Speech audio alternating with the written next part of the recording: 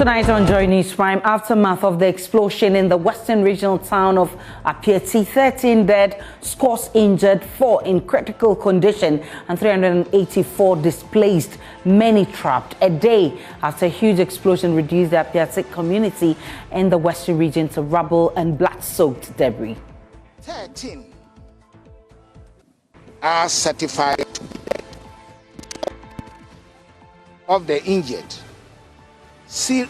Were seriously wounded. Displaced persons are about 384. We'll hear from the chilling accounts from survivors, many of whom are searching for their missing relatives.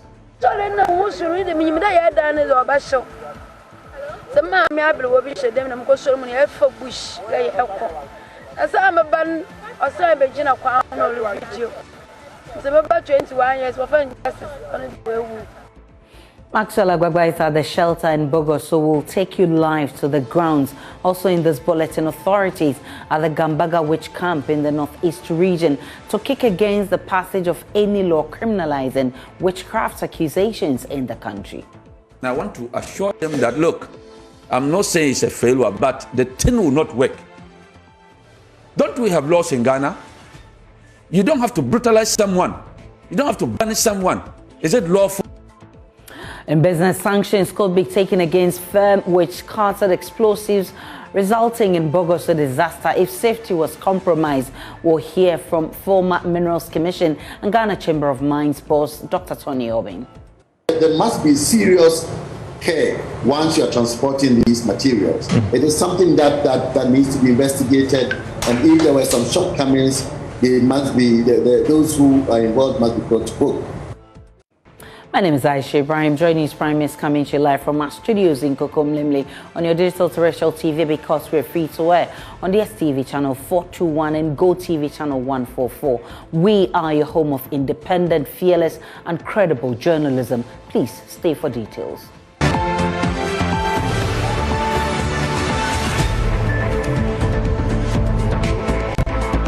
Many thanks for choosing us. 13 dead, scores injured, 4 in critical condition, 384 displaced. These are the figures from Thursday's explosion at Apiati near Bogoso in the Prestiahuni Valley municipality of the western region. Some displaced persons narrated their harrowing experiences.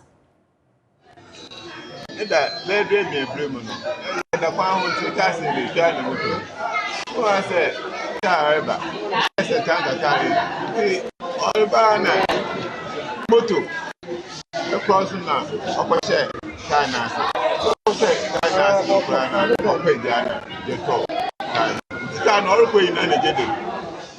Get the man a dragon slow down the original. Sama original you see manager the carry the I said, they are with you, you know, you say, yeah. Well, I saw it. Yet tell you, Brown will be at it.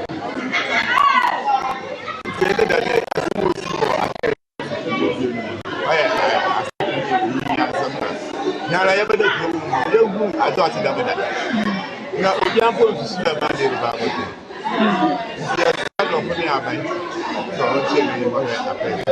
No, oh yeah, that Nage na hina as no count. Number with you. Yes, we now will keep the name. Down to go back, yes, slow to for our view. And say, light to the grumble in the eye. The time I don't know, or Brazil, or the Mahati. Maybe I will put you this is the one you hear, man. Yes, I'm waiting. It's one day with someone I don't know. Yes, I don't have to get to right to get to baby or why you have too much. Now, I'm baby, I have the baby. I'm going to never have a party.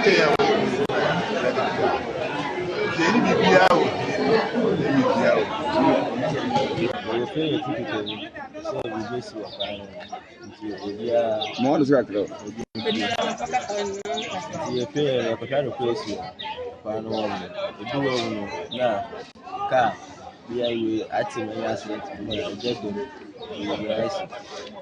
we do a common work, no, I said, now blast me a bank or a coffee banana meeting. Upper. You sure I don't know that the fact that I was meeting to see a change. And as I'm happy, and then I'm to dance with me. Did you come and say, we were met with Tiana? In a piece, FM station, Best FM. Now, I'm on my report to say, I said, yes, you appear to Tiana part of play. The black was on your part. Could you know, Flamin Kaja? Yes, A resident of Apiate, Amadoma, has been recounting how she lost her 21-year-old son in the explosion. According to her, the son, Justice, had gone to capture the incident on camera when he was caught up in it.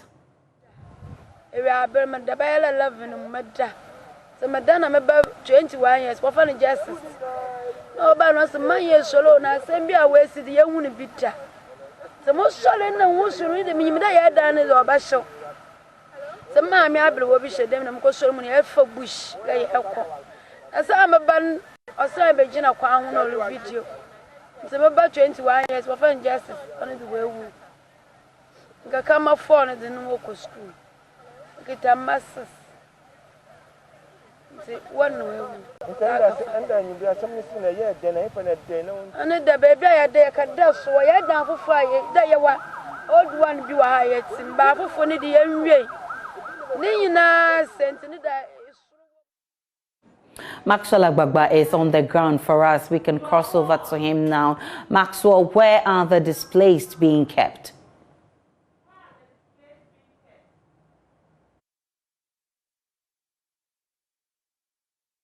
From the St. Michael's Catholic Church here in Bogoso. So this is where a lot of the people who lost their homes, this is where it's serving as a shelter for most of them. Just some minutes ago, we had a first vehicle leave this place. This is a second vehicle that is transporting the men who are also here to the Golden Hotel where they'll be spending the night. We are told that there's an arrangement to get them food. So the St. Michael's Catholic Church here at Bogos is going to serve as the home for the women and children here. And very soon we'll be taking you to the building where they will be sleeping. We've seen quite a number of relief items coming through for them, a lot of mattresses also coming through for them, a lot of food distribution also going on. But let's go inside. So this is the vehicle. Like I mentioned, the first vehicle has left. This is the second vehicle that is transporting the men who were previously here to the Golden Hotel where they'll be spending the night. We're told that they're going to be given supper before they go to bed. So these are some of the mattresses that have arrived here on the ground, and the NADMO here, the National Disaster Management Organization, is coordinating that efforts here at Bogoso. Now, earlier we had the leadership of the Church of Pentecost here come through for some of its members who are here. We saw them writing down the names. They told us that their church was affected during the explosion. So what is happening is that they're taking the names of their members who died in the process, and also taking the names of, writing down the names of their members who were affected by the explosion. Of course, some of the people here are not satisfied and okay with what is happening here. Many of them are complaining that the relief, NADMO has not started distributing the relief items when they can clearly see the relief items here. They want NADMO to expedite action with the distribution of the relief items. I have with me here the municipal NADMO director. Earlier I saw him. Earlier I saw you in there getting the mattresses ready for the women and children in there to sleep. And I've also seen that some of the men here are being transported to the Golden Hotel, where they'll be spending the night there, or they're just going to eat. You go and spend the whole day, maybe 5 days or 4 days. Because if you mingle the women and men here, maybe it can make issues. The committee has set up down to locate the men at the Golden Hotel and the lady to sleep here. Okay. what are the issues? Many of them are complaining that they've seen the relief items and they want you, your outfit, to expedite action with the distribution. Any reason why? No, you can't dispute the items for them for now, because the assembly are taking care of all of them. The AEL, Goldface, Precious Money, give them some food. For now, if you give you a bed or rice, why should you cook the rice or your food? Why you locate you at your place or your room before you give you the bed and your rice and the oil on the altar? For here, if you give you anything, you can't take care. That's why. Okay. So, do you have an idea of the number of women and children who are sleeping in this building? Women and men has got 384, including the men and women. I have a data, but I left it in my car. But all of them are 384. Some are staying in somebody's house and all of them. But those who are here, data I have is 384. So a total of 384 people have been displaced, we're told. Yes, yeah. But they're more than that. But those who are registered, the 384. But day to day, people are coming, but I didn't take evening data. This data I'm talking about is yesterday and morning. But for now, I didn't have the data now. A lot of people are watching, and clearly it looks like NADMO needs a lot of help, to support the people who have been affected. Many of them still very angry. What kind of support do you need at this point? I thank Joy News, Joy TV and Joy News. We are breathing for Ghanaians that we need support from Bogoso Municipal Assembly and the Apiete, entire Apiete people. They want a mattress, rice, oil, money, roofing sheet, and etc. Anything somebody gets, you can come and donate, because you need everything to support those who are victims and so many people. Okay, so thank you for talking to us. Thank you. So that's the Bogoso Municipal NADMO director speaking to us. Let's take you in there. Before I take you in there, let's speak to this woman. She's one of the people affected by the explosion that happened. In fact, she lost her daughter, 1.5-year-old Ella, in the process. Let's speak to her. Let's find out from her how she's doing now. Ella, mami, it's saying. Okay. Me know bon come first na okache me senior. Esi assembly si first year. Me person was some boy amani biom senior this year. Pocho andra no pa ye wo fie be 11 to 12 nim. Na ye hu de car bi ba wa ba eja edi achi. Nti ba na be park wo kro ni car kwan ni finfini. It's why Janet the man or show the man and the ties to share his order or papa.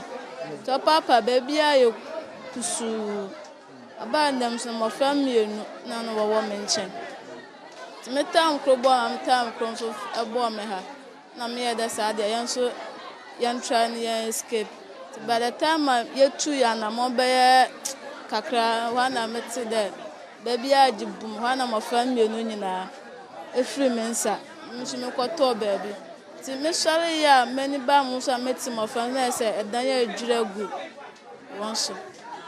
Into a Dan the Jugo, woman also. Into Ella, a diner the Jugo. And we are in perfume.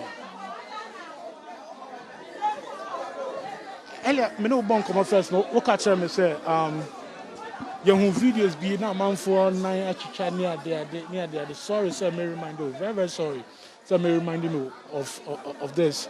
But which me I can't say your wound soon here. We sorry, I'm sorry, and like in we see any name food training in our call for one day. Timundo been night at that one by whom in Panimo. A business who one man, a training and show body near there at the home. Mammy bo who kakra. Ella no or Colaben. So Ella ya Frebia no hojo. Or some ya wolf your own na ya nije. Ya Frebia 7 poster or a home palm, more by an ampo. I will one ampo whom baby or by fan either. See, I'm more than sad now. See, I'm more than sad. Portion now. So, more boy, bit me more than sad now. Oh, shit. See, I'm can't say me here more be a part there. See, me treatment na me see on here. Treatment. My answer then. Yeah. One call hospital. Yeah, quite, but my still a meaty pens. Mama will draw keke. And a mujabo. I'm born a panier. But still I met today pens near them. Yeah. Now, everyone should know. This year, baby, I bet down puno. I did my. Tadia, I bet your cry. But Mr. Pastor will go back to the hospital. No, why? We need not move. I'm paying for the Casana, which might go back to the hospital. Why? Okay. So then, so why? Oh, so that's a mother of 1.5-year-old Ella. She's been narrating to me the circumstances leading to the explosion. I'll be explaining what she told me earlier. But here's another man who also suffered serious injuries as a result of the explosion. Daddy, Pacho, your first name? Robert Ehru. Robert Ehru. I don't know. She said, I want to answer them. I don't know. I want to Mokra, Menai, Femania Hunaye, Mehunto Mokra. I didn't know Mojo. And the permanent pain, never did she never have call, you know, I feel a car number. Me call Honsa, I must say, you do not have Madame and Menuma one Ebeco. Okay. Well, he's been discharged from the hospital, and I'm asking him why he's been discharged. He says he was given some medication, and he was asked to take the medication, and that he should be fine. But one can shout. That is Maxwell Agbagba pitching camp at where these victims are being housed tonight. And he's been telling us the ordeal of some of the people involved in this and who have lost their loved ones. We'll still get more for you in the course of this bulletin. The administrator of the Tarkwa Municipal Hospital, however, has revealed that one person on admission has died at dawn. He adds that the hospital is preparing to airlift an 11-year-old boy who is in critical condition to Accra. Let's speak to the Western Regional correspondent, Inathalia Kwanza, for more on this one. Inathalia, you've been visiting the hospital. What did you observe? Well, Aisha, some of them are still in critical condition and the doctors are looking after them. Some of them are in the Tarkwa Government Hospital, some of them at Bogoso and other nearby facilities. 2 are the Effiong Panther Regional Hospital. And as we understand, 3 were sent to the Komfo Anokye Teaching Hospital. And so they are receiving treatment, hoping that everything will be okay. But just like the Tarkwa administrator said, one boy, 11 years, is in a critical condition and he needs to be airlifted. I'm sure that as at this time we are talking, but I spoke to him around 4 p.m. today. I'm sure by now he has been airlifted to Accra. But we can hear the administrator giving details to the number of people who were sent to the Tarkwa Government Hospital. Actually, summarize everything, make it short and snappy. We have 14 of those victims on admission currently at the various wards. We have those who are admitted at male surgical, female surgical, ONG, in that. So we have those breakdowns. But in all, we have 14 of them on admission. And as we speak now, we have 11 of them detained at the accident and emergency units. So, and like I said earlier, in our earlier interview, the 11 at the A&E unit could be transferred to the ward depending on the condition of the individual, or discharged if the person, becomes more stable. So that is the current situation. So 11 at the A&E, 14 admitted on the wards. So when we put 11 and 14 together, you get 25. So this is now custody in the hospital. Yes. Well, are there any people who have been discharged, deaths, referrals? Yes, we have some discharges. And the discharges so far were 3, and then the death recorded was 1, and then the referrals 2. And out of the referrals, we have one of them to be airlifted soon to 37 Military Hospital by the military aircraft.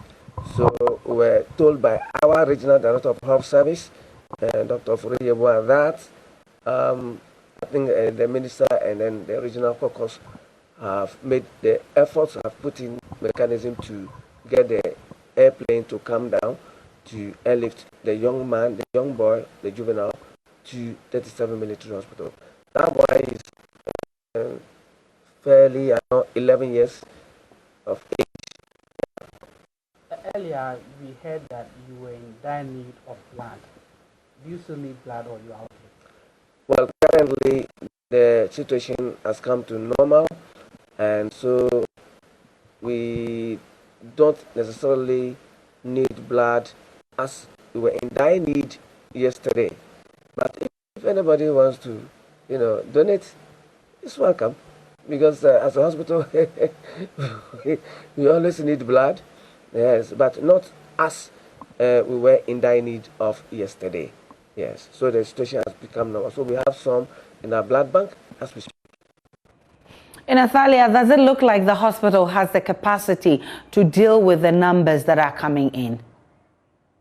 Yes, Aisha, for now, the numbers they have from the administrator, they have the capacity to handle any case. And if there's a case where they have to be referred, just like Maxwell and myself have shown in the afternoon, there are emergency services available, and there is ambulance, especially at where the those displaced are being kept, so that whenever they feel there is a need for someone who needs an urgent medication, that person is being transported to a nearby hospital. So for now, we can see that they have the capacity.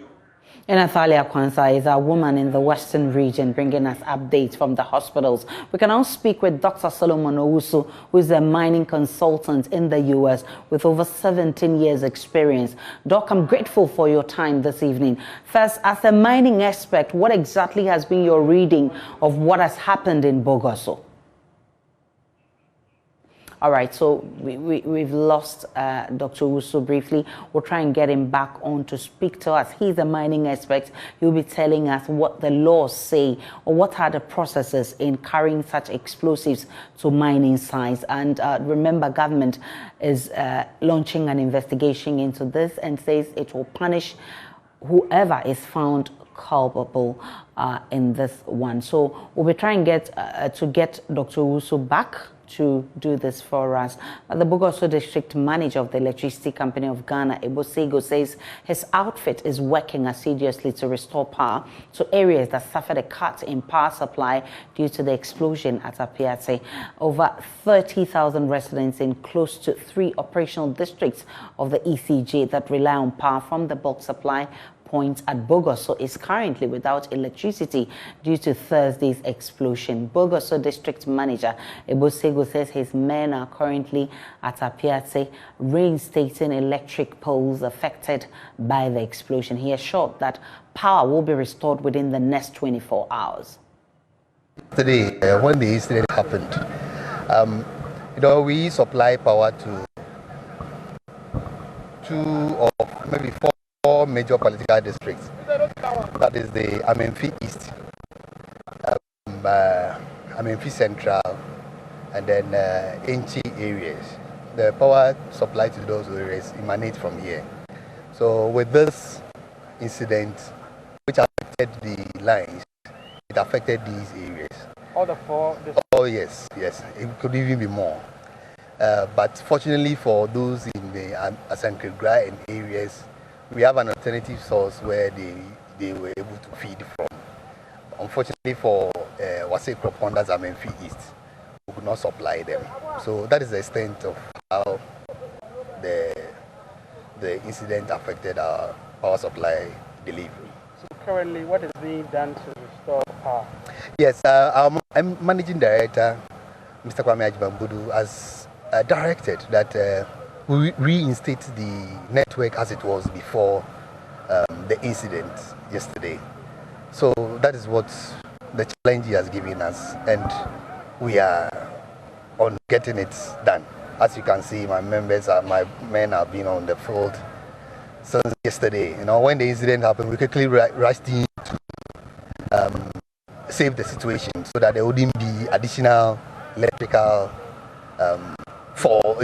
accidents. So we came to save the situation, and we were here till the late in the evening. When this morning, early morning, we came to prepare the place for the briefing on the incident, where we also briefed on the fact that we are confident that we'll be able to restore supply to affected customers by close of the day. And all that 4 districts? Yes. That will be close of the day. In the next, as you can see, my men, in the next maybe 2 or 3 hours, we would restore supply to everybody here. Yeah. It's unfortunate that the community. We can go back to Dr. Solomon Owusu, who has now joined via Zoom. First, as a mining expert, what exactly has been your reading and what has happened in Bogoso? Yeah, Aisha, I can't see you, unfortunately.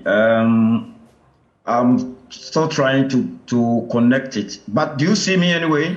Yes, we can see you. You can go ahead. Okay, then. Okay, all right. You know, it's very sad. It's a sad situation that we have such a national disaster around that place, that there are a lot of mining people who know better. At least we can recall that Mr. Ambrose Derry on October 16, 2017, traveled to Takwa to caution these Muslim people that they should up their game and make sure they operate within the standard operating procedures. He cautioned them and warned them to do everything within 6 weeks. Unfortunately, after that, nobody heard about him again. I don't know whether they were monitoring the activities or not. I can't tell. So it's a very sad situation that we all need to pray for the people, especially those who have lost their loved ones and those who are injured at the hospital and all that. I know there are rules that govern the transportation of such explosives. What does the law say in this regard? Yeah, thank you so much. You know, we have legislative instrument, that's LI 2177, and it states that the Interior Minister, that is Mr. Ambrose Derry, is responsible for the issuance and revocation of explosives in the country, especially importation and exportation. And we have the Minerals Commission under the Ministry of Lands and Natural Resources that also give permit to the explosive companies to sell their explosives to the mines. The Chief Inspector of Mines at the Inspectorate Division of the Minerals Commission is responsible for the day-to-day activities of these explosives companies to ensure that they operate in environmentally friendly and in safe manner. Now, we have 3 things here. 1, transporting the explosives to the mining area, that is from Takwa, which is the place where they have the plant, to Chirano, which is the place that the mine was supposed to receive it. There should have been some safety procedures that the company should have followed.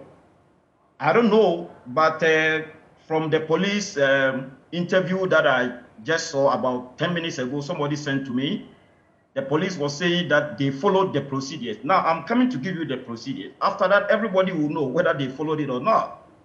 My sister, before you move the truck, there should be an escort vehicle, light vehicle as an escort in front of the truck that contains the explosives. And that light vehicle should have the hazard light on, should have the beacon light. The beacon light is the flashlight on top of the vehicle. That should also be on. There should be a flag, a red flag with a big E symbol. The E is explosives. So anybody who sees that red flag with E should know that explosive is coming, danger is coming. So you need to slow down, whether you want to overtake or I don't know what you want to do. You have to slow down and make sure the explosive vehicle has the right of way. Now, apart from that, the light vehicle should be driven by a trained personnel, and the truck should also be driven by a trained personnel. Somebody who has gone through training, somebody who is certified to drive such a truck. Let's find out whether they have, the requisite permits to drive the vehicle. We can check after, the dust is settled. Now, apart from the light vehicle in front, the truck should be about 50 meters to the light vehicle, and the truck or the entourage should move not more than 60 kilometers per hour. So it should be a slow movement. Now, 50 meters in front, and in most cases, there should be another van behind the truck. That's also 50 meters. So that any object or any vehicle before the truck or after the truck, any collision that comes, it will hit those two vehicles, and then the truck that contains the explosives should be safe. Because any little impact will spark, and that is a blast, not just explosion, blast, a big blast like it happened. It's like somebody throwing a bomb at Afghanistan or any other place. Dr. Owusu, from what you know and from where you sit, could it have been, or what could have accounted for this this explosion? One, in my view, it didn't put the requisite safety measures in place. There wasn't monitoring, and there was also supervision, poor supervision, in my view. And I can explain. Because if you follow the procedures, how could a motorbike a head-on collision with the truck that contained the explosives? And they put all these safety measures in place to avoid such accidents. That incident that happened, imagine if there was an escort in front, just 50 meters, and then paving the way, clearing the road, warning people that danger is coming. Do you think the motor rider will just drive into it to cause that disaster? No way. I think there are more questions to be answered, but I think it's in the preliminary stage. So let's all wait. By Monday, Tuesday, we get all the facts, and maybe we can come again. I'm grateful for your time. Dr. Solomon Owusu is a mining consultant joining us all the way from the U.S. Now, the Ghana Police Service says its preliminary briefing on the activities leading up to the explosion that has led to the death of more than a dozen persons in Apieti in the Western region shows that the transportation of the explosives were properly done. The police have also been explaining the exact details of the casualties. There were earlier reports that 17 persons had died, but ACP Kwesi Fori explained there were 4 persons who were taken for death, but who had actually not died. Officially, the ambulance service and allied agencies recorded 190 casualties. Out of that, 13 are certified to be dead. It is not 17. Rather, 4 of the injured were seriously wounded, and they were taken to Okomfanochi Government Hospital. Initially, due to their condition, it was misreported that they were dead. But when they were taken to the hospital, the medical officers certified that they were not clinically dead, and as such they were admitted, and treatment is ongoing. So it is 13, and we should take note of that. Again, as you can see, the security officers continue to work here. That is a joint exercise among all the security services and partners. 36 are on admission at the moment. And 96 have been discharged. And they will be reporting to the medical authorities as and when necessary.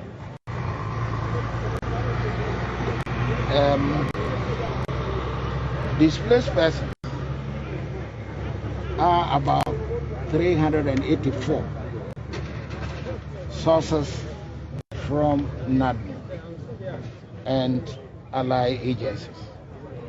And the displaced persons are presently housed at St. Michael Parish at Bogoso.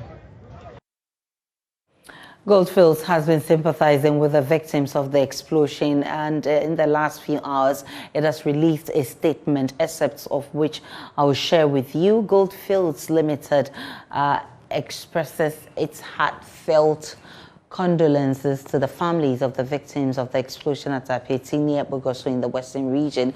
We are saddened by the disaster at Apieti and have noted devastating effects the explosion has had in the community. We offer our support to authorities and the people of the community. We are ready to assist in any way we can.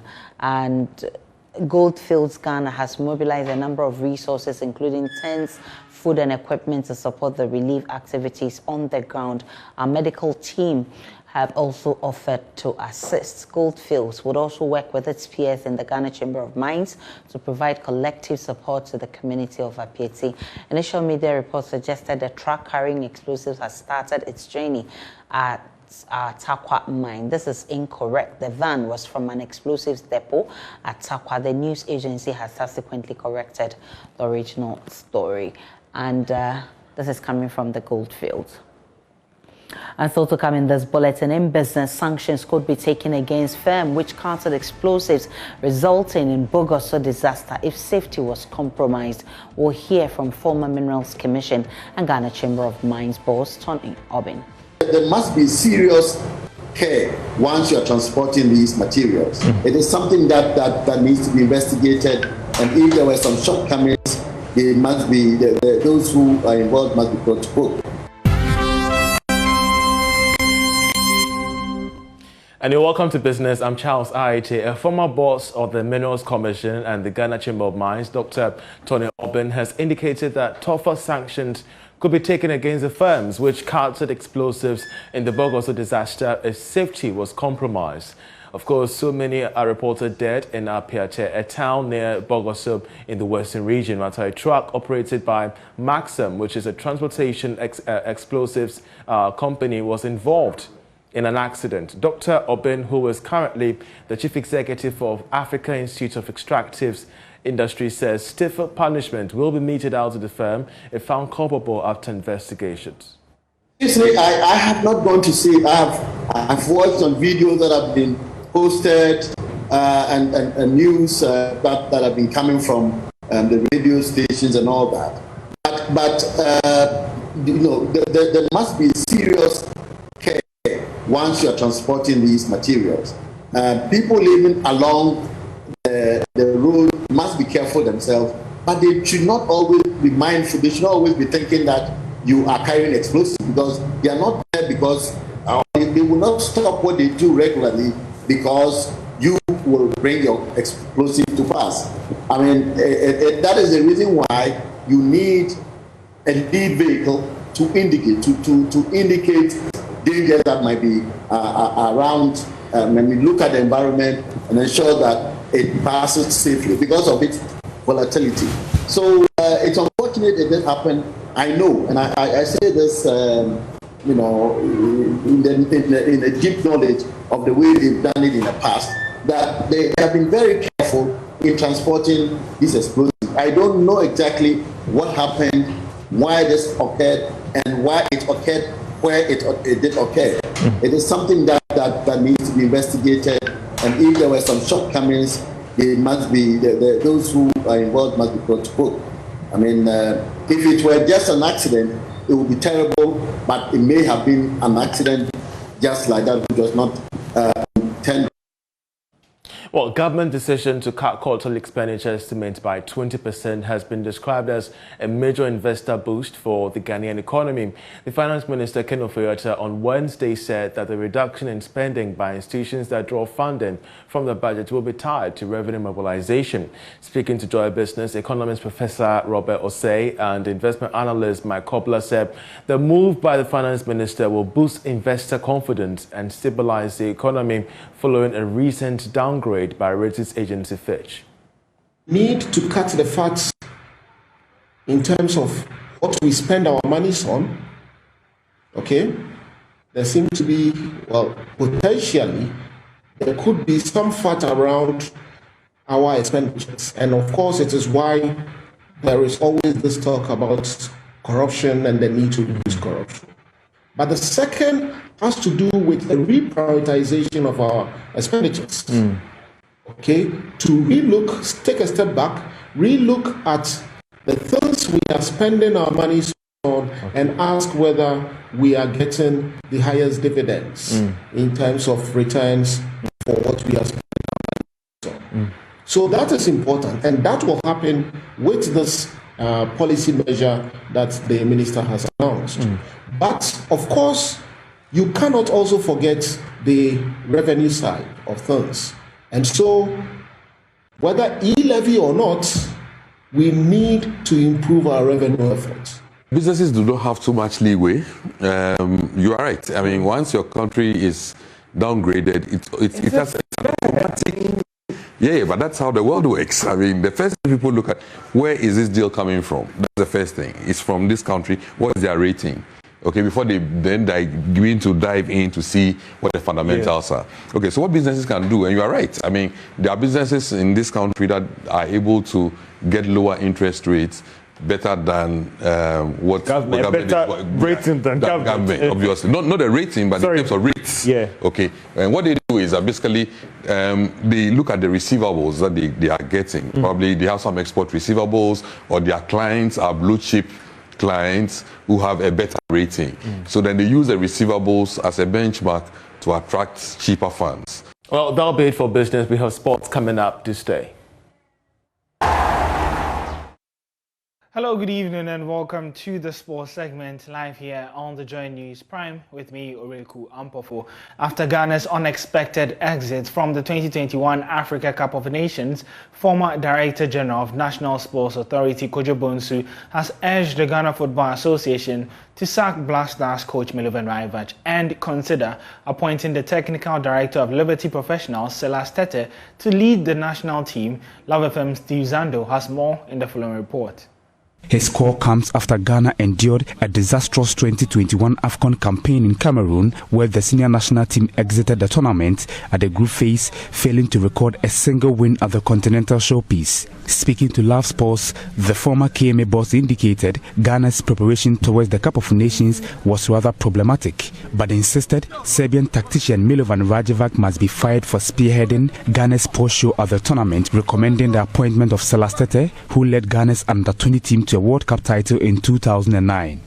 Our preparation towards the Cup of Nations was totally nil. We wasted money, went to Qatar. The boys were not conditioned. How can you win a match?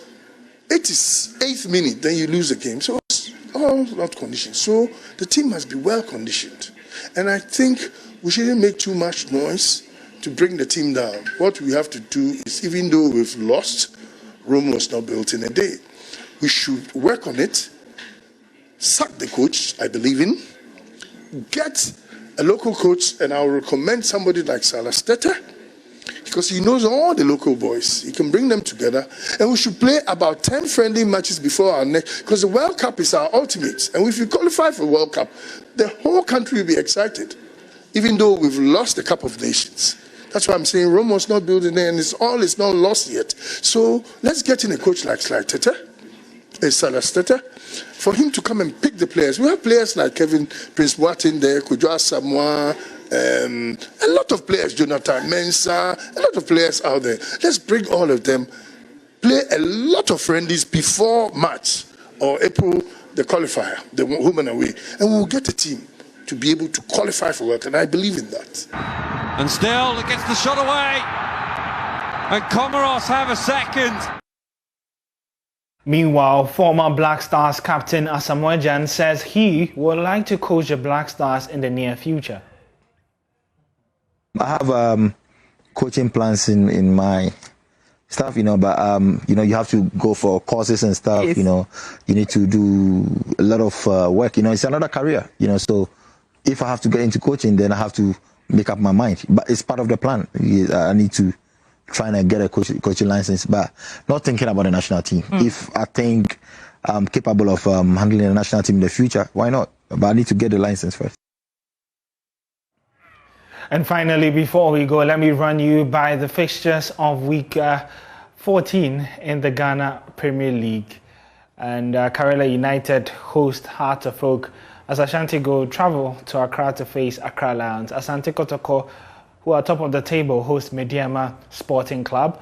11 Wonders face Real Tamale United, who would be without David Abagna as he was injured during Black Stars camp. Gold Stars face Legon City as Bechem United play Wafa. Great Olympics face Ken Faisal as Elmina Sharks, who have been struggling for form, will be at home against Brekum Chelsea. There's Monday football when Dreams FC are in action as well. But I'll be back with more sports much later on the show. Time now for Showbiz. Becky is here with the very latest from the world of showbiz. Hello, beautiful Becky. To you, Aisha. How are you doing? I'm fantastic. How are you? Good. I'm good. Sad news coming in. Yes. Marlene, I'm not too sure a lot of people know her. Because it's a very long time after Things We Do for Love. I'm not too sure that she pursued the acting like her colleagues, Ajitianan, who actually confirmed the news on his social media. So I spoke to Ajitianan and I asked him, to tell us a little bit about Marlene and what he will remember Marlene for. His death has been a huge blow to us. Nothing that no one could have predicted this. We didn't even hear of her ailment, and so we're deeply saddened by this. Lois, as she was known in Things We Do for Love, she joined the family of Things We Do for Love, and with her bubbly self, founded character that she was definite about, vibrant, well-spoken, and she connected even well after her role, and it's been that one way or the other we're all being connected, and it's the family thing has been ongoing, and so leaving us at such a young age, leaving behind kids, it's nothing that we all wish for. Even our worst enemies, it's really, really saddening. And we can only say that we thank God for her life, and we pray that God will take care of the family, and she definitely will rest in perfect peace, because she had a passion for the things of Christ, and I know that she represented Christ very well. She's a great ambassador of Christ, and we will learn from that as well. So thank you for your line. I thought you were friendly. She told me such good things about you, but you don't seem to care about her. Even my aunt likes you too, even me. This is the first time I'm meeting you, and the sister's trying to be friendly. Look, I'm sorry. Okay, maybe I don't feel like talking. Maybe I don't feel like being friends with people like... Quite sad. Yeah, but one of the things that I'm not too sure a lot of people know is that she did this creative piece directed by Farmhouse for Joy FM? President for Joy FM. Take a look at this. Joy on the set. The Super Morning Show is always the best. Question, tell me what you think about me. I'm focused, man. Y'all can stop me now. Get your freak on. Joy 99.7 FM, a Cosmopolitan mix.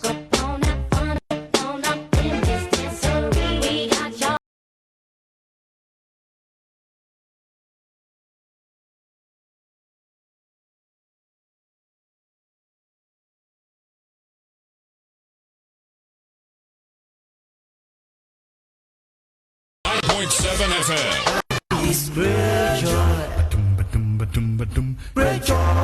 Joy 99.7, bringing you the best music and more. May she rest in perfect peace. Rest in peace. Let's move away from Marlon. Let's talk about Doreen Andor, because she has waded into the conversation about Ghanaian DJs playing a lot more Nigerian songs here in Ghana. She said, well, if you have the good song, we will play your song. So definitely, the Ghanaian musicians must work harder. They should up their game. Yeah. Good, and the DJ is playing it. You can't pull him out because he knows that that's what his listeners also enjoy. But that's where we also have to bring in another part of the conversation that says, if we did music that will, go head to head with the Nigerian music, it will get the same airplay. It's the same. Really? It's the same. Well, I'm sorry, but I have to tell you the truth. It is true that we have great music. The young musicians these days in Ghana are doing a lot of hard work, and I take my hat off for each and every one of them because I think they're awesome. Their talent is to die for, and I think they're doing an amazing job. I think the Nigerians have also upped their game because they have done something that we have refused to do. Right. They have come to borrow a lot of our music, and they are making bangers out of them, which is fantastic for them. So it's about time our musicians, though they are good, they got to rise up a little bit more to catch up. It is the truth. And that's where I'll leave it, because if I push it any further, they probably will say that I'm probably just ruffling the feathers too much. But that is the absolute truth. Let's say it as it is. We work hard. We're doing a lot of great music, but we've got to work a little bit harder. Yes, I agree with Doreen, because yes, if I'm a DJ, the songs that my audience want, or the people who listen to me, it's what I'll give them. So if you want me to play your music, you up your game, you play nice music, then I can play it for my audience or my listeners. Most importantly, work very hard. You need to work hard. I mean, the Nigerians, every day they're churning out new music, and it's always a hit. So maybe there's something they can learn from these Nigerian artists, and then they can also improve. We hope they are listening to you and they are picking up something. But you had a conversation about life after showbiz on Pulse today, and Rex Soma made a very good point about advising the younger ones to save, to be interested in saving towards their retirement, because he was actually unhappy that a lot more people will be on television, with all the fame, and then after when they are on retirement, then the worst happens. There's no savings to take care of them, and sometimes we can't blame them because maybe they have to put up they don't even know the process through which to go to get themselves on the pension scheme and all of that. I think we should listen to him. Yeah. You see somebody on television acting all the time. Does not mean he's actually making money, because creative people are driven by passion. Once they have the talent, even if he is being underpaid or is not even being paid, some of them will want to do the work so that they can be seen. If you look at the generation that has been going in public soliciting for funding, are the generation who during their time did not really make money. But then I'm not saying this to exonerate or protect anybody. The most important thing is, it's only recently that even informal sector was rolled into our pension architecture. Because previously we didn't have the tier 2 and tier 3. All we had was government workers paying to SNIT. So it's only recently that this tier 2 and 3 roped in the informal sector. But how much education have we been able to do? Not only to the creative people, also to the market women, also to everybody who forms the informal sector. So I think that it is a narrative that we should change among ourselves in the creative economy, especially with the music industry. People, we've done small pensions and the tier 3 and all those things, but it's also an individual thing. There are people, no matter how much education you give them, they want to live a reckless life. So I I think that it is something that we need to deal with. Wow. Rexoma there. Reggie Rockstone actually also made, a few points there. I saw take, pardon me, take, and, a whole lot of... Yeah, and I think he said, he promised that he will try and get a lot more of the showbiz personalities to start planning for their future. Thank you so much for being It was a beautiful conversation. Showbiz. Thank you, Becky. And that'll be it for Showbiz.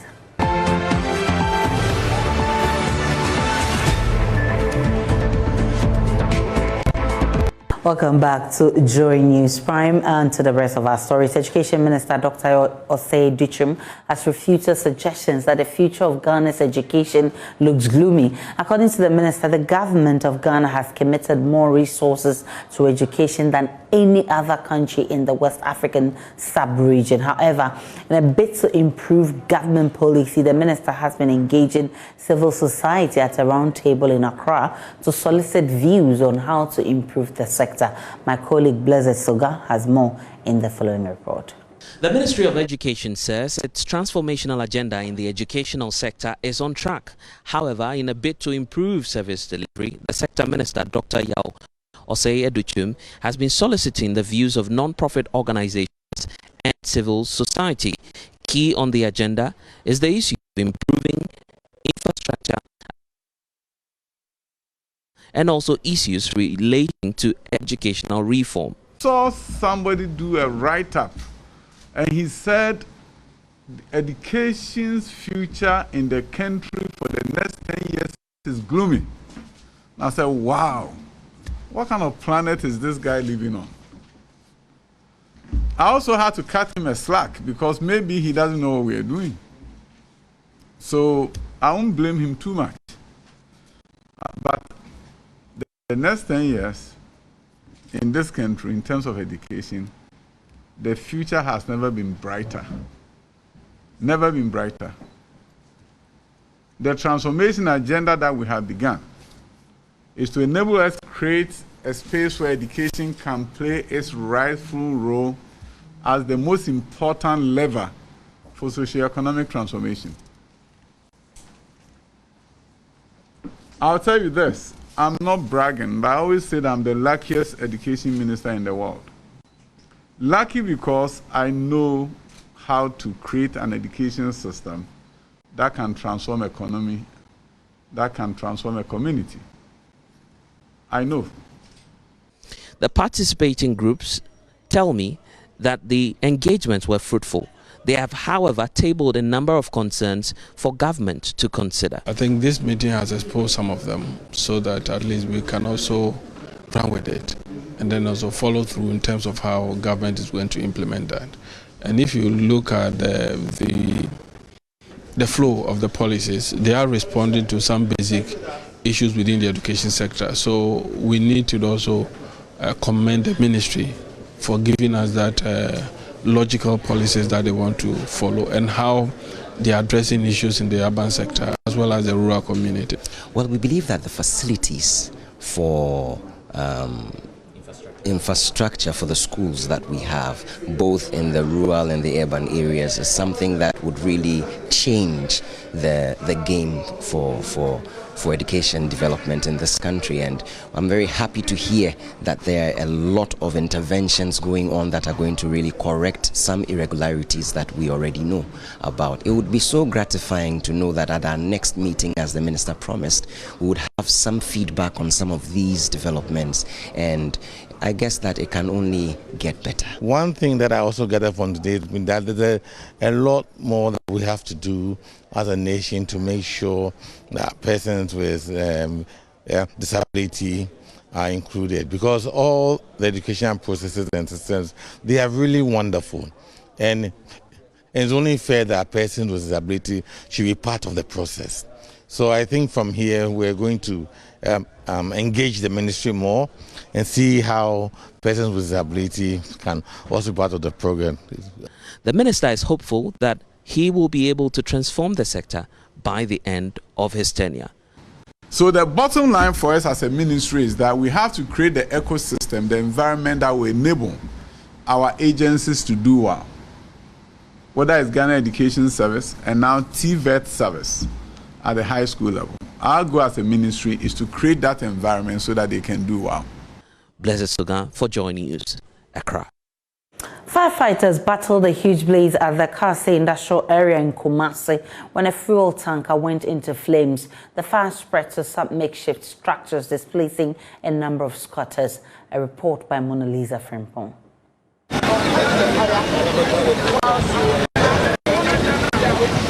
What you see behind me is a tanker that has caught fire and has spread to parts of other buildings here. And currently the access routes leading to this place is very poor and is making the fire service have difficulty in dousing the fire. The affected area is alleged to be a hideout for illegal fuel siphoning activities. Eyewitnesses say some individuals were using gallons to siphon fuel from the tanker at the hideout. While in the illegal operation, a tricycle on ignition close to the activity sparked fire. Ashanti Regional Deputy Fire Commander Rashid Nisau said residents failed in attempt to douse the fire, which later spread. They brought Abraboboya with 4 gallons to siphon fuel into the Abuboya. In the process, it caught fire. And they were concentrating on putting out the fire on the Abuboya. They couldn't put it off out, and then it spread to the main tank and the fire started burning. But it has also affected adjoining structures. These squatters who are here, it has affected them, the bush behind the wall, and threatening a warehouse that was close to the facility. About 50 makeshift structures occupied by squatters were burnt completely. No casualty has been recorded, but a number of families have been displaced.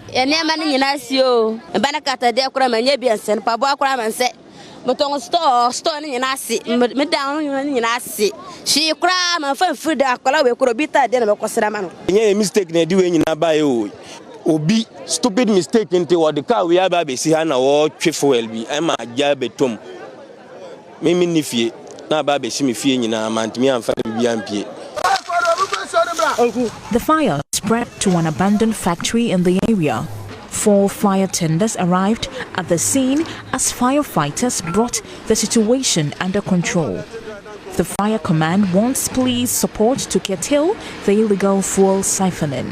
The driver, who is the victim, the Abuboya driver, everybody has run away.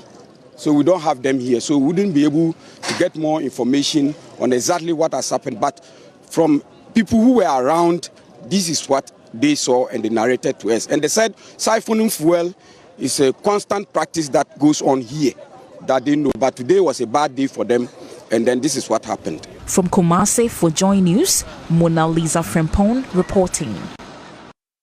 Authorities at the Gambaga witch camp in the northeast region have decided to kick against the passage of a law criminalizing witchcraft accusations in the country. Some 3 members of parliament last year introduced a private members bill seeking to amend the Criminal and Other Offences Act to criminalize the declaration, accusation, naming or labeling of another person as a witch. The bill also seeks to prohibit a person from soliciting anyone to accuse, name or declare another person as a witch. However, speaking to Joy News, the Gambaga camp coordinator Samson La warned against the passage of the bill, saying it will endanger the lives of elderly women who are mostly the victims of such allegations. Correspondent Elias Sutanko has more. Of this bill are MP for Medina Francis Xavier Susu, Pusiga MP Hajia Ladi Ayamba, and Dr. Godfred Sedu of the Wild West constituency. However, none of the 6 MPs from the Northeast region, which has the highest number of witchcraft allegation victims, sign up to this bill. The bill is said to be in furtherance of an earlier effort by the previous parliament to introduce the law under a petition by the Senna Institute in August 2021. The petition had been filed by the NGO following the beating to death of a 90-year-old woman accused of being a witch by a mob in the Savannah region. This bill seeks to essentially prohibit people from accusing or soliciting others to accuse another person of being a witch. It also seeks to outlaw the practice of witch doctors and ensure the closure of all camps in the region. However, the announcement has since sparked a growing resentment among authorities of the various alleged witch camps who are rejecting the bill proposals. Samson Larry is a coordinator of the Presby Go Home Foundation operating in the Gambaga witches camp. And I want to assure them that, look, I'm not saying it's a failure, but the thing will not work. Don't we have laws in Ghana? You don't have to brutalize someone. You don't have to punish someone. Is it lawful? Why can't they use that law to even deal with it? Now you are going to pass another new bill, which is fine, but I am telling you that that is not what we want. What we want, I was even thinking, is that they should come down and let's have bylaws in the assemblies that these things are happening. For instance, Eastman Prussia Municipality, which assembly I am, if they come there and we do bylaws, and the bylaws should be very convincing, together with the assembly members and the chiefs, let's reason together and come out with a bylaw that will protect our own. That is what I want. Because I have seen that even if you sit in Accra and you do the bill, that anybody who accuses a witch will be arrested, prosecuted, and imprisoned. Look, they won't accuse any witch. You always convey cops. The coordinator, who also warned against the closure of the camps, said the bill is destined to fail due to the total lack of consultation by its proponents. For me, the bill is already dead in arrival. I'm not against it as a citizen, no, but I know that nobody even consulted us. We are stakeholders. They never consulted us to know exactly what the content will look like or what kind of way they will do it. We only heard because they have heard things and they went ahead to do all those things. If they say not to ban, that word alone serve is wrong. Let us see how we can accommodate this our parents back. That is why we are using the word reintegration. And we are doing it successfully. We do it together with Gambarana.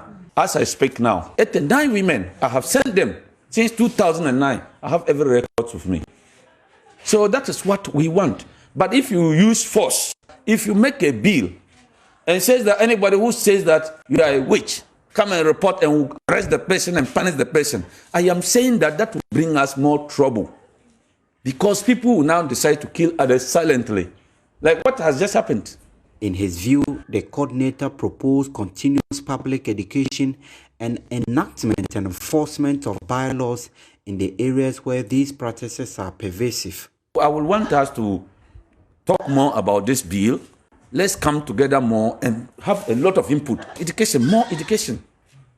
So the Presby Go Home is working towards this. And we thought that, well, even if you want to pass a bill or something, also let us know. Talk to us, because we have been underground, not today. Ilyas Sotanko reporting.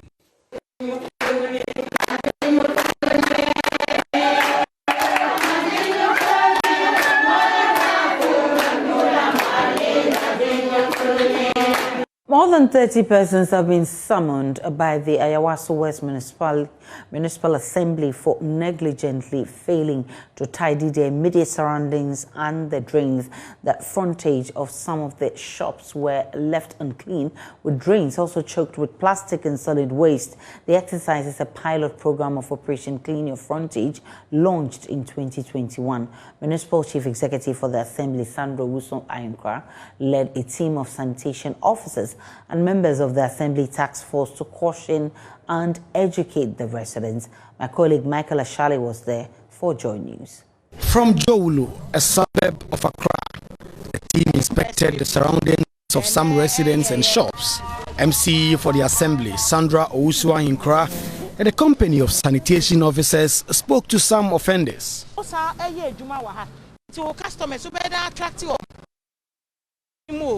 Health. Oh, main obeyed, oh, Yaria, obeyed, and Quano Abbey, Jumawi. Into your bois one cassa, Operation Clean Your Frontage, I one cassa. One air bow, and yang. First night, you better take got him, Sistiano, you and you, a wo. It's a near banner. I was so, yes, your best among. Aye. Where and you got us, what dear? You know, dear. It is Saturday. And I am would a shame. There be man not now. Me patrol and obey. And I bet near the Wako Court. At Labaoleshi, some food vendors and shop owners were made to clean their drains. We're interested the Biamu, what their mumra. There be any Sisia, the Bessa, the Bia. Some of us are more so toy, Diana, had there. Way and yet cry. And yet, internet, memo be a ticket. Some make us someone there, memo be a ticket. Now, my you in the year. Not all of them were pleased. Nanaya wants proper assessment to be done before individuals are issued with summons.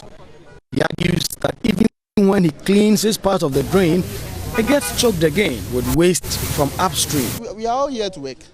You understand? But how many minutes are you going to use to come to work and you use how many minutes you are going to use to do this? You understand? And it's smelling. And people have been linked their washrooms and toilets into the gutter. Up there. For me, what I'm thinking is when the gutter is covered, I think the rubbish cannot go inside it. I don't see the fault of mine because I've been doing my responsibility to clean in front of me. I am the operator here. Because if those areas can speak, they can come out and witness it. We have been cleaning in front of, from that place to the end here. We have been cleaning, but the next day we'll come back. The gutter is filled with rubbish again. Ajete Soa runs his taxi business in this area. He says the drain is choked because too many people depend on it. He wants the assembly to construct more gutters. I complained several times that this gutter alone, that supply is supply. We need the other gutter because the people at the back of the other side, you know, we have chop bars supplies them. The things that they pour inside this gutter is not allowed. And you know, I've complained several about the new assemblyman, and he said he will do something, but still haven't heard. That's my entire station, you know, and we are witness what is going on here. When you get a complaint, they will insult you. Assistant Engineer for the Assembly, George Ejari, says the issue will soon be resolved. The reason is there will be an expansion of this road. So if you can look, the expansion will go this way. So that's why they not done the drain at this end. But in future, it will be done. Some residents were pleased the Assembly was keen on implementing the sanitation bylaws. This is a clinic. And you can't keep dirty things here, whereby sometimes it even breeds insect flies. And when you open the entrance of the clinic, all the flies just enter. I have complained, talk about it, gone to AMA. I have done so many things, but they said they wouldn't even mind me. They kept doing that. No, it's a good initiative. So that at least everywhere you pass, you will feel very safe that the environment is clean. In all, 36 people were issued summons at the end of the exercise. Sandra Owusu-Ahinkra says the Assembly will not fail to crack the whip. So far, we've given out 36 notices. In fact, some of the areas were very clean. Some of the citizens or our residents are aware of the operations going on. So their areas are quite clean. Others, in fact, we were shocked and surprised. They still think that it's the Assembly's duty to clean their gutters in front of their businesses. So we had to really let it get down to them that it was not our duty anymore. Hence, from 1st February, if we come in your environment, Operation Clean Your Frontage, not only your frontage, your backyard, your side, even in your shop. If it's not the way we want it to be, we'll send you to.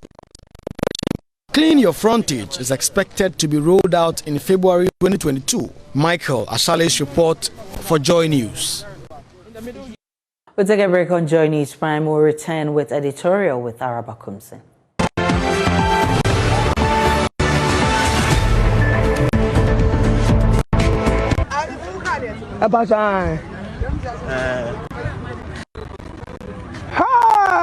Anduru Moko.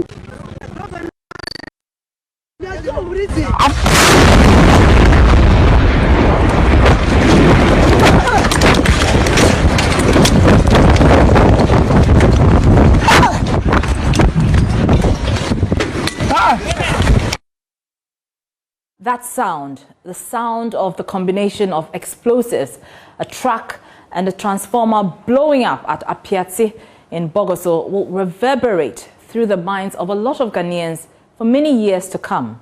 An explosion of gargantuan proportions, destroying an entire community and leaving in its trail 13 dead, more than 300 people displaced. The incident is said to have happened when a truck conveying ammonium nitride to a mining company collided with a motorcycle and another vehicle close to an electricity transformer. This tragic disaster is one that is akin to what we see in movies. Just take a look at the aftermath.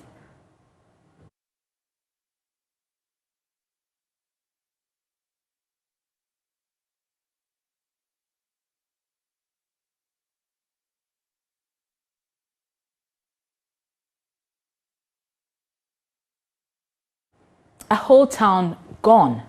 It's unprecedented. But could it have been averted? Could we have avoided the loss of 13 lives, 13 people whose future have been dashed, 13 people who could have become presidents, headmasters, ministers, judges, journalists, MPs, bank managers, IT experts, the endless possibilities of what laid ahead in their future. But just like that, their lives have been truncated and their dreams gone. Gone, like the case of the mother of the little boy who saw her arm detached from the rest of her body when the blast occurred. That image will forever be etched on his mind. I can only imagine the trauma he will experience from that tender age. But the psychological effects of this explosion on residents will not be easy to erase. The who you say explosion. Peter Mining Company for explosion be na near a coba and say motor be cross on. Sorry. Na motor no cross on no. Or try to be defend motor. Nti enu na motor be share ase na container so edane ti edane twi fuma and am say explosion nti no. That one dey fast see no catch more omundane nti binu dwane binu ndwane eno na fear o catch fire blast ya. Well, some survivors were helpless. We are told that their relatives were trapped in the debris under the rubble, pleading to be saved.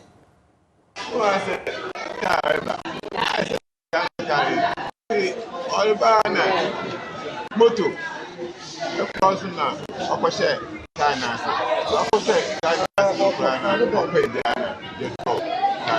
China oroko ina na jede man na dragon ede o slow down the original because sama original you want to see man na just carry the dem ese ye wo fi oyin dey na ye dey na o you say bia one book I start them. Rescue efforts are ongoing and we are keeping hope alive that many more will be found alive. The National Disaster Management Organization, NADMO, the Ghana Police, the Ghana Fire Service and other emergency groups who have been working around the clock to provide relief to the victims must be commended for their proactiveness. But we need to talk about the question of whether this disaster could have been avoided and those 13 people whose lives were snuffed out could still have been alive. Because you will recall the Atomic Junction gas explosion in October 2017, which claimed the lives of 7 people. Have we sufficiently learned our lessons? And that brings me to the issue of how the explosives in Bogoso were transported. What does the law say about transportation of such hazardous materials? Because there are strict laid down protocols to be followed during transportation of such explosives in accordance with LI 2177. So let's see what the law says. It says conveyance by road, Regulation 104, authorized vehicle requirements. A person who uses a vehicle to transport explosive explosives shall ensure that the vehicle is authorized and A, is of sound construction and free from any patent defect and is maintained in good working order. B, is propelled by a diesel engine, and C, is provided with 2 fire extinguishers mounted on a suitable holder that are readily available for use and which are kept in good working order at all times. Regulation 106, hours for conveying explosives by roads. A person who transports explosives in a motor vehicle shall transport the explosives between 6 a.m. and 6 p.m. Regulation 107 says it has to do with vehicles to be accompanied by a competent person and police escort.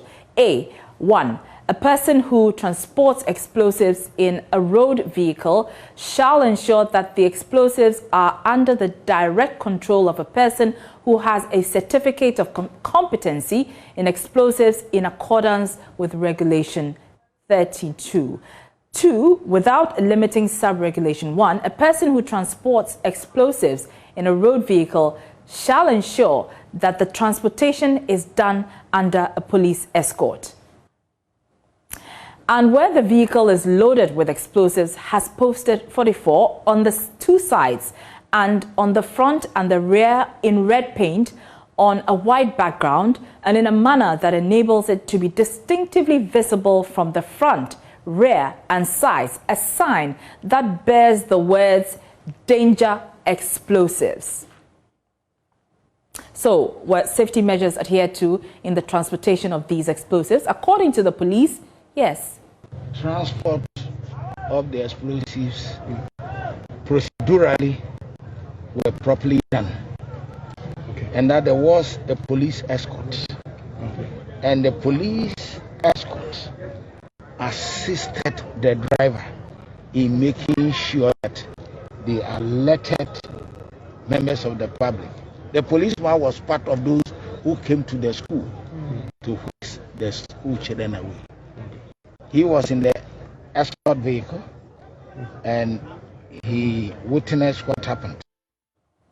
But there are some who are not entirely convinced and want an inquiry into the incident to avert future occurrences.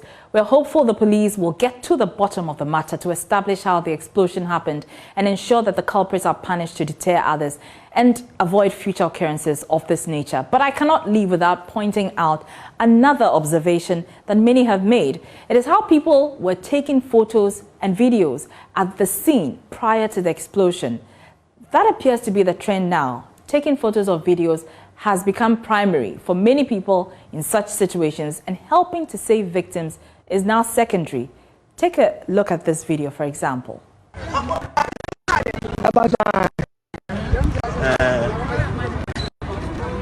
Hi, I'm Duru Moko.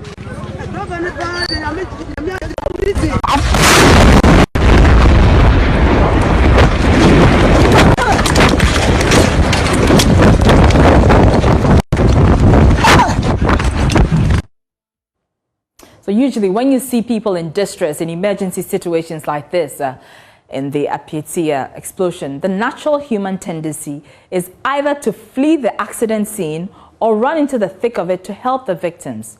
Of course, you have to apply wisdom in the case of the latter. But now more than ever, we are seeing people being more curious and reaching for their phone to film the incident rather than helping victims. Are we losing our humanity? When disaster strikes, humanity becomes our patient. The humanity in us should come to the fore in times of crisis and disasters, such as this, now more than ever before. Land and natural resources has bemoaned the lack of deployment of technology in Ghana's external timber market. Samuel Bujinapo says Ghana has the capacity to do more in international timber trade but lacks technology, which is hampering performance. There is more in this report.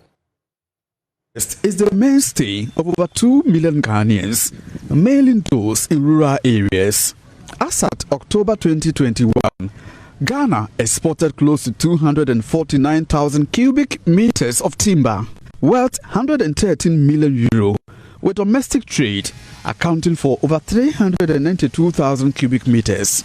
Ghana, between 2019 and 2020, exported a total of 526,613 cubic meters of timber, worth over 266 million euro. The domestic market accounted for 678,406 cubic meters within the same period. According to Samuel Abujinapo, though available data shows a remarkable improvement, Ghana has capacity to do better. Whereas the data shows a remarkable improvement in the sector over the years, we have the capacity and ability to do more. Consequently, acting on the instructions of the President of the Republic, His Excellency Nana Addo Dankwa Akufo-Addo, I commissioned a study aimed at revamping the timber industry to position the country to take its rightful place on the international timber market. But even before the team finishes its work, we are aware that one of the challenges that has affected our country's performance on the international timber market is the lack of technology. The technological infrastructure for accessing the international market and attracting the requisite investment demand a level of sophistication that yesterday's systems and norms can no longer respond to. Mr. Abujinapo reiterated the resolve of the Ministry of Lands and Natural Resources not to be left out of the country's digitization agenda, hence the implementation of aggressive digitization programs. According to him, some agencies under the ministry, including the Lands and Minerals Commission and the Forestry Commission, are introducing digitalized platforms. He described the digitalized property mark registration in the Ghana Electronic Wood Tracking System by the Forestry Commission as unprecedented. The Forestry Commission is making it possible to, again, from the comfort of your homes and offices, apply for the registration or renewal of property marks required for the cutting or felling of trees, and without a doubt will contribute immensely to improving service delivery in the management of our forests and wildlife heritage. This intervention is truly unprecedented and historic. Meanwhile, Chief Executive of the Forestry Commission, John Alote, says the new platforms developed by staff of the Commission will save time and improve service delivery. Before this application, a contractor who, for instance, operates in 3 regions and 5 districts will have to go to all the 5 districts and physically present the required documents and obtain clearance at all the districts. Averagely, information from the industry indicates that it takes about 2 months to go through this process. With this new application, it will be possible to renew this property mark in a day at 1 district of your choice. From Kumasi, for Joy News, Ohime Teria reporting. Now, a €6 million waste-to-energy plant will supply power to a local ginger processing company in the Shanti region. The 400-kilowatt facility known as the Hybrid PV Biogas Plant will convert 12 tons of waste into biofertilizer and energy daily. We have more in this report. The waste-to-energy plant, started 2 years ago, sits on 17 acres of land with huge economic prospects. It is seen as one of the remedies to Ghana's waste management and power generation challenges, whilst reducing the health hazards from pollution and climate change. The project will create 1,000 direct and indirect jobs to reduce rural unemployment. Contractor to the construction firm, FV Construction Limited, Frederick Ajman, gave details of the project. There is solar, there is biogas, and there is a pyrolysis machine. As you can see, there are solar panels on some of the structures. There is also the digester under construction that will receive the municipal solid waste that will be converted to biogas through digestion, and then it will be converted to energy through the combined heat and power. Then there's a pyrolysis machine that would also convert plastics that will be sorted out into oil, and that will be part of the energy. And so all of it will come together to form the 400 kilowatts.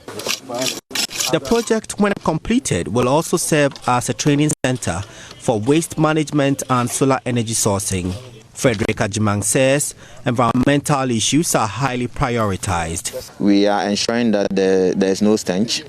There's also the lab that constantly checks parameters such as E. coli, BOD, COD, organic matter content and stuff to ensure that whatever it's coming in or going out meets the standards of EPA or even WHO. So this waste is covered. It moves to the sorting area and is sorted where the plastic goes to the pyrolysis, and then the organic straight goes into the digester. And the digester is closed. It's a closed dome. So you don't have any stench or anything that has any public health effect on it. Municipal Chief Executive Michael Amwewuku says the project will supply power to a local ginger processing company to commence production. He said the government is working with private power producers to connect power generated from the plant to the national grid. The challenge that we have is government's decision not to enter into a PPP agreement with this power producing company. So for now, we're actually in talks with Energy Ministry to ensure that at least we give this particular facility that exemption. Because this particular facility is also supposed to serve as a research institution where at the end of the project, the Germans would have trained about between 5 and 10 PhD students. That'll be it for business, but we'll leave you with international business summaries, after which we have sports. Please stay with us.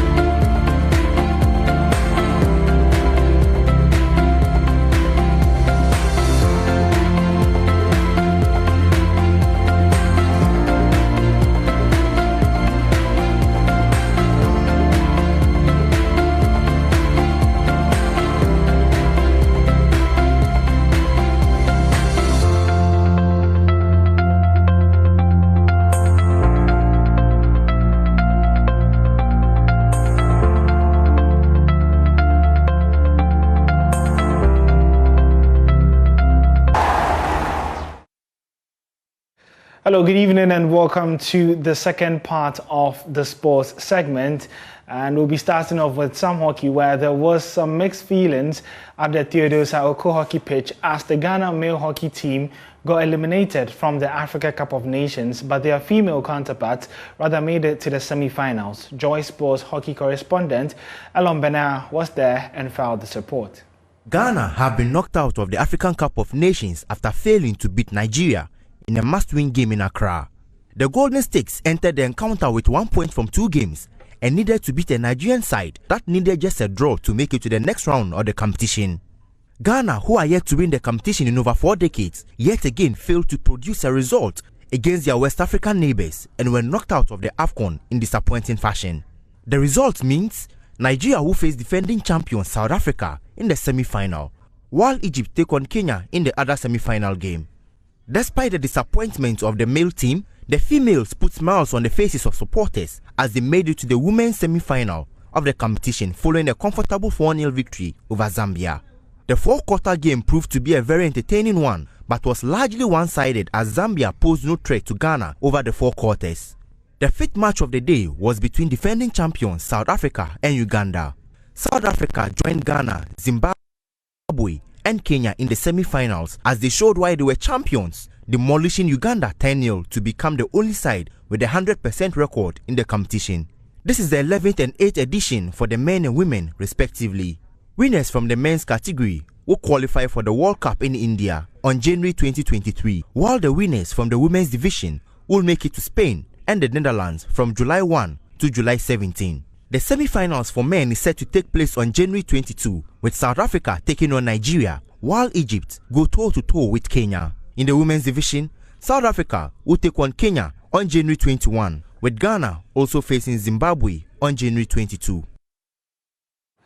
Let's do some tennis now, where defending champion Naomi Osaka is out of the Australian Open after American opponent Amanda Anisimova survived 2 match points before clinching a memorable third-round victory.